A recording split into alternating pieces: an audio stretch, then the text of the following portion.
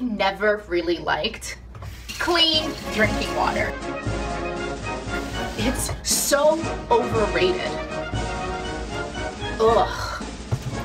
That's why I am so glad the Trump administration is repealing the clean water rule that protects the drinking water for myself and another 117 million Americans. With today's executive order, I'm directing the EPA to take action, paving the way for the elimination of this very disruptive and horrible rule. The act gives the federal government broad authority to limit pollution in major bodies of water, as well as in streams and wetlands that drain into those waters. What are these hippie environmentalists so upset about anyway? Getting rid of this rule will only affect the water quality of a measly 36% of America's entire population, which only adds up to 2 million miles of streams and 20 million acres of wetland that feed into our drinking water supplies. First, leftists want healthcare, and now they're demanding clean water too? What's next? Clean air?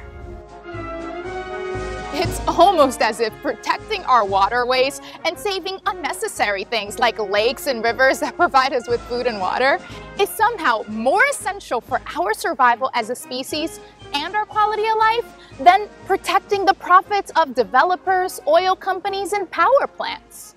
The American Farm Bureau has been one of the largest lobbyists against anything to do with protecting water bodies, and they really represent not small farmers, but agribusiness and the chemical industry. And so this is really going to be devastating to drinking water. I mean, if we were to stop these industries from dumping toxic waste into our streams, that would be government overreach. And we definitely cannot allow the government to step up and protect the interests of the people.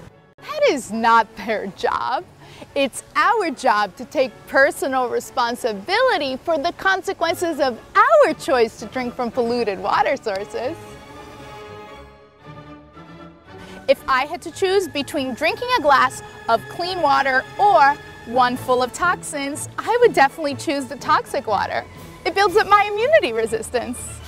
Plus, just because the clean water rule was adopted after a rigorous rulemaking process that took 4 years and included hydrological studies, interagency reviews, economic analysis, a lengthy review of over 1 million public comments, over 1,000 scientific articles, and a major public outreach campaign, followed by the release of a 400-page peer-reviewed scientific article by the EPA supporting its adoption, does not mean it shouldn't be revisited.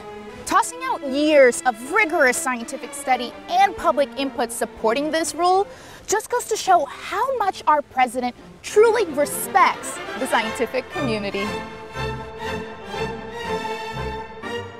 That's why I am so happy the clean water rule is being scrapped.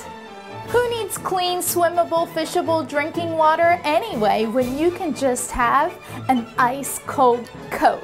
Or maybe a beer, or even better, a glass of rosé from the south of France. That's the beauty of American innovation.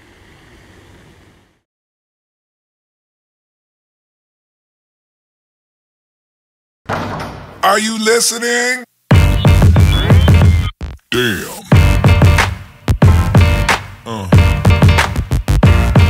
Yeah.